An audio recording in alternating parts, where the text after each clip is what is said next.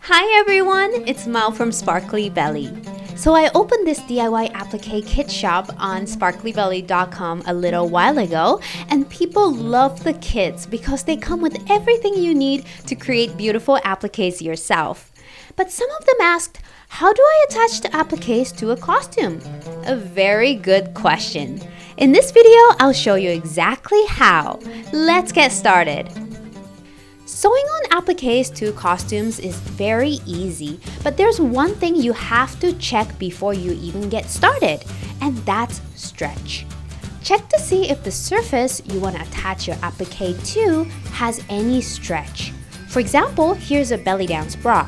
The bra cup has no stretch. On the other hand, this skirt waistband has a lot of stretch. If your material has no stretch, move on to the next step. If it has stretch, stretch it out by putting your costume onto a dress form or inserting a piece of cardboard. For a stretch skirt, the width of the cardboard should be at least half of your hip measurement. This is to make sure your costume remains stretchy after you sew on appliques that don't stretch. Then place your appliques on your costume and use pins to hold them in place. Take time here to find the placement you love. Then take your double-threaded needle and whip stitch around the edge of the applique by taking a little bit of the fabric and a little bit of the edge of the applique.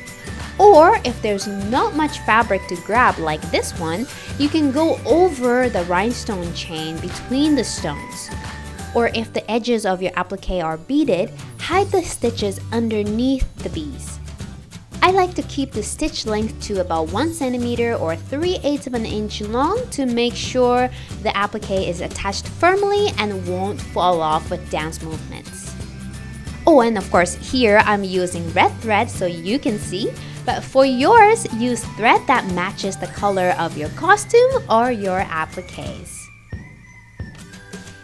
And your applique is nicely attached to your costume. Even adding a few appliques can really glam up a simple costume.